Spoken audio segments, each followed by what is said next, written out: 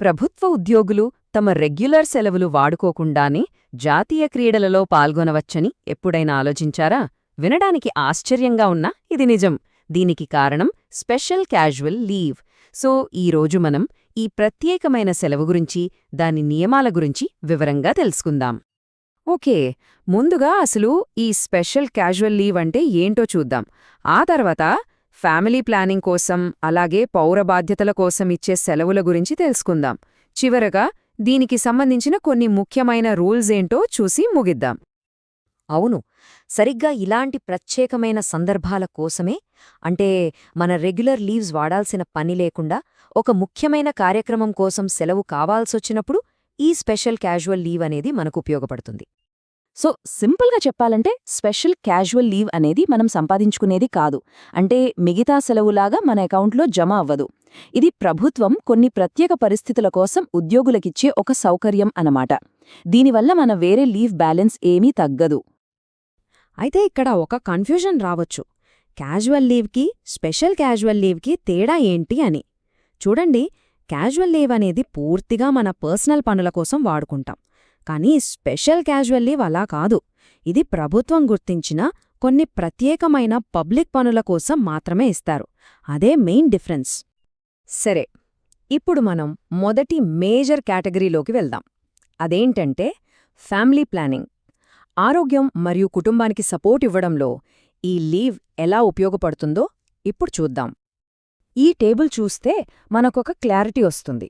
చూడండి, వాసెక్టమీ చేయించుకుంటే పురుష ఉద్యోగికి 6 రోజులు, అలాగే ట్యూబెక్టమీకి మహిళా ఉద్యోగికి 14 రోజుల వరకు సెలవిస్తున్నారు. ఇక్కడ ఇంకో ఇంట్రెస్టింగ్ విషయమేంటంటే, ఒకవేళ భార్యకి ట్యూబెక్టమీ ఆపరేషన్ జరిగితే భర్తకి కూడా 7 రోజులు సెలవిస్తారు. అంటే కేవలం ఉద్యోగి గురించే కాకుండా వాళ్ల ఫ్యామిలీకి సపోర్ట్గా ఉండడానికి కూడా ఇది హెల్ప్ అవుతుంది. ఇంకో ముఖ్యమైన విషయమేంటంటే, ఒకవేళ ఆపరేషన్ తర్వాత ఏవైనా కాంప్లికేషన్స్ వస్తే అప్పుడు మెడికల్ సర్టిఫికేట్ చూపిస్తే అదనంగా కూడా స్పెషల్ క్యాజువల్ లీవ్ మంజూరు చేస్తారు. సో రికవరీకి కూడా ఇక్కడ ప్రాధాన్యత ఇచ్చారు. ఓకే, ఫ్యామిలీ ప్లానింగ్ కేటగిరీ చూసాం కదా. ఇప్పుడు మనం ఆఫీస్ బయట, అంటే సమాజంలో, సాంస్కృతిక రంగాల్లో ఉద్యోగులు పాల్గొనడాన్ని ప్రోత్సహించే ఇంకో కేటగిరీ గురించి మాట్లాడుకుందాం. చూడండి, దీని పరిధి ఎంత పెద్దదో. Sports events, cultural activities, service associations meetings, చివరికి భారత్ స్కౌట్స్ అండ్ గైడ్స్లో పాల్గొన్న, బ్లడ్ డొనేట్ చేసినా, కోర్టులో సాక్షిగా వెళ్లాల్సొచ్చినా కూడా స్పెషల్ క్యాజువల్ లీవ్ ఇస్తారు. ముఖ్యంగా స్పోర్ట్స్ విషయంలో అయితే ప్రభుత్వం చాలా ఎంకరేజ్ చేస్తుంది. నేషనల్ లేదా ఇంటర్నేషనల్ లెవెల్లో మన దేశం తరఫున లేదా రాష్ట్రం తరఫున ఆడే అథ్లెట్లకు ఈ లీవ్ రూపంలో చాలా మంచి సపోర్ట్ ఉంటుంది. ఆ సపోర్ట్ ఎంతలా ఉంటుందంటే ఏకంగా 30 రోజులు.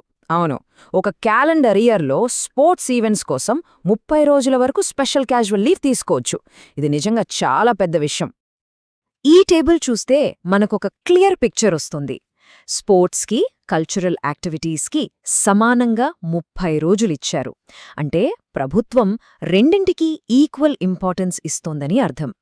అలాగే సర్వీస్ అసోసియేషన్స్ ఆఫీస్ బేరర్లకు 21 రోజులు, భారత్ స్కౌట్స్ అండ్ గైడ్స్ కోసం 10 రోజులు. ఇక బ్లడ్ డొనేషన్ విషయానికి వస్తే ప్రతిసారి 1 రోజు లీవ్ ఇస్తారు. రైట్, ఇప్పటిదాకా ఏ సందర్భాల్లో ఈ లీవ్ ఇస్తారో చూశాం. ఇప్పుడు దీనికి సంబంధించిన కొన్ని ముఖ్యమైన రూల్స్ అండ్ కండిషన్స్ ఏంటో చూద్దాం. ఎందుకంటే ఇవి తెలుసుకోవడం చాలా అవసరం. ఓకే, ఇక్కడ కొన్ని కీ పాయింట్స్ ఉన్నాయి. ఫస్ట్, ఈ లీవ్లో ఉన్నప్పుడు మనల్ని డ్యూటీలో ఉన్నట్టే పరిగణిస్తారు.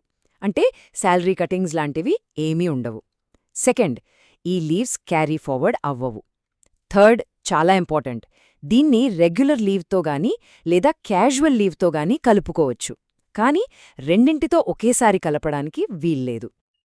అంటే ఫైనల్గా చెప్పాలంటే స్పెషల్ క్యాజువల్ లీవ్ అనేది ఒక హక్కు కాదు, ఇదొక సౌకర్యం.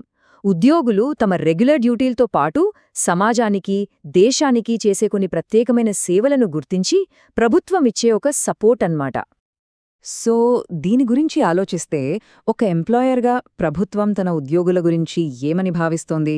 వాళ్ల ఫ్యామిలీ వెల్ఫేర్, సోషల్ రెస్పాన్సిబిలిటీ, అలాగే దేశం పట్ల వాళ్ల సేవ, వీటన్నింటికీ ఎంత ప్రాధాన్యత ఇస్తోందో ఈ స్పెషల్ లీవ్ పాలసీ మనకు స్పష్టంగా చూపిస్తుంది కదా.